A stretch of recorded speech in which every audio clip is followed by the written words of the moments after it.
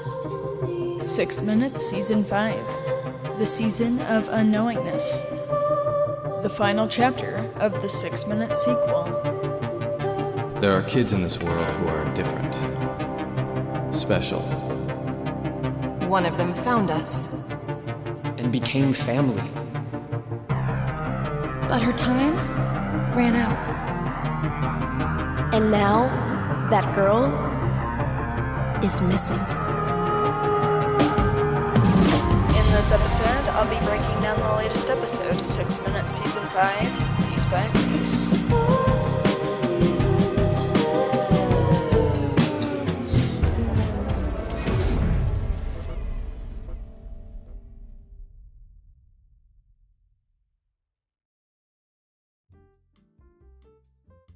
Hey Review Pop listeners, it's Cyrus, Landon Mueller. We're here today talking about episode 9 of 6 Minutes Season 5, and I thought it was really great, and it served a great purpose for sure. It's really great overall. I do have to say, I'll be playing the official trailer for a new project I'm working on as a sound designer, called The Lost Submarine, and so it's a really exciting project, and I'll tell you guys a little bit more about it at the end of today's episode. But without further ado, let's get straight into this one.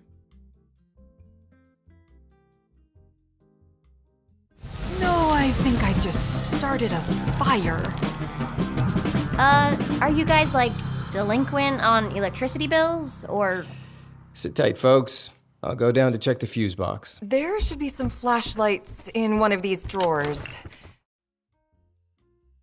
Gosh, I think it's so great, and I love the rollback to the previous episode of, we hear Casey starting the house on fire, and I just think there's so much excitement, because obviously we've known this to happen before, right, in Season 1. It was a big thing when the Anders house burned down, and so, of course, we're seeing history repeat itself in a sort of way, and I think it makes a lot of sense, right? Like Jude said in Season 4, time's like a river, kind of suggesting that these things need to occur again, and that's just kind of the way of the universe, right? Overall, I think the scene is so great. I also love, Brynleigh kind of calling out the Anders in a sort of way. It's really funny. But yeah.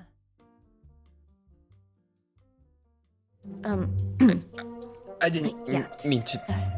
Excuse me. Yeah, okay. Mom, what's happening over there? I don't know. Nothing's happening over here in the dark. Uh-huh.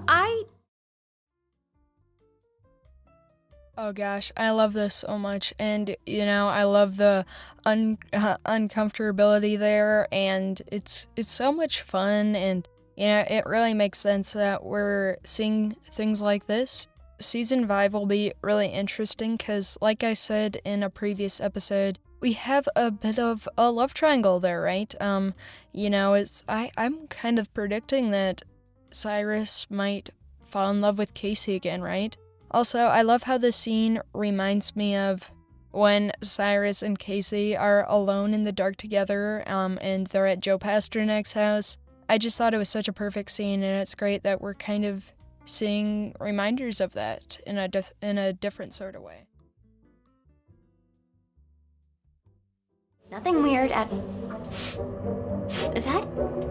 smoke? Where's that coming from? Oh, you gotta be kidding me! Hello? I'm stuck in here! Hello? Gosh, this scene is so great, and I love the excitement of it. I love the sound of the bathroom. I mean, you can obviously tell it really sounds like a bathroom. And, just hearing Brynleigh alone trapped there, that raises the stakes so much, right? Because they don't know they're in a fire, which, really just amps it up so much, and I'm really excited to see where things go from here. I also love everything leading up to this, right? I thought it was so funny, just Monica asking Cyrus to lead her to the bathroom, and, the door handle's not working. I mean, it's really amazing for sure. But yeah, it'll be really interesting to see how this is all resolved in a sort of way. There's a fire, okay? The Monarch ordered me to stop Brynleigh from leaving, and I tried to cause a blackout, but the box started sparking and... Sit tight, 147C8. Sit tight? The fire is... Switching to neurocommunication implant. The chip in my head. I'd rather you didn't. You know, I always love when we hear the chip in the head. I mean, I think it's so great. And I also wonder if Magnus come back. It's been teased a little bit, and Dennis Connors posted a photo of himself, and it looked like he was in a GZM booth, which was really exciting.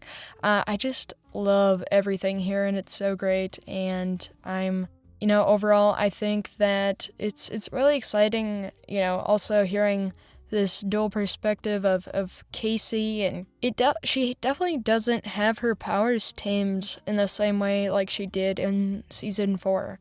And so it's interesting that she's still learning and discovering herself and, her powers.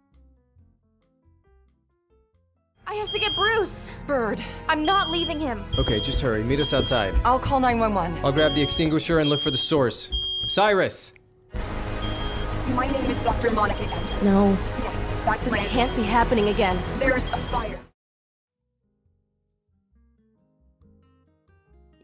The return of Bruce is so exciting. And we haven't heard from him in a couple seasons, and I think this is a fun way to reintroduce him in a sort of way. And I also love Holiday here, just having her be able to know what's going on is such an interesting thing about the Void, and it really makes the Void three-dimensional sort of way, having things like this, and Jude being there too. I mean, there's so much, ramping up that's going on, and it'll be interesting, like I said earlier in the episode, to see how it's all resolved. Brynleigh! Brynleigh! Hear my voice! I thought you said she couldn't hear you. Brynleigh! Wake up! Brynleigh!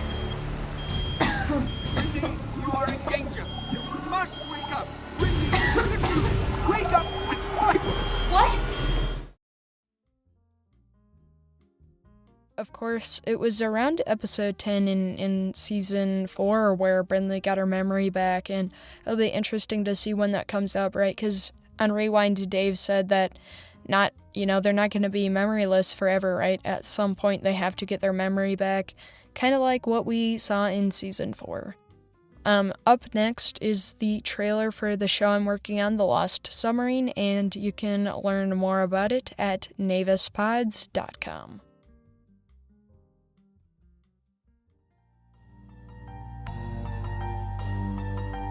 Introducing the Lost Submarine. If you look very closely, there's a super thin seam here, a gap. There's a panel here. Maybe we could get in. It's a maintenance port, so it's not meant to be open from the outside. A 7-part series about two boys with an unorthodox idea.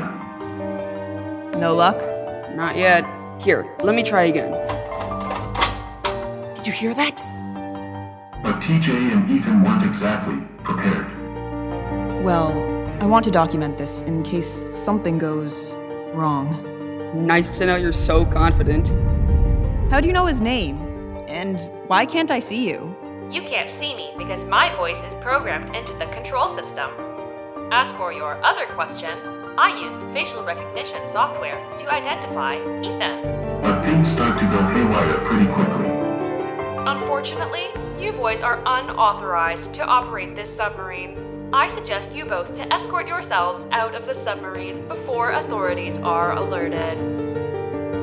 Episode 1 drops for subscribers on December 5th. Everywhere else, December 12th.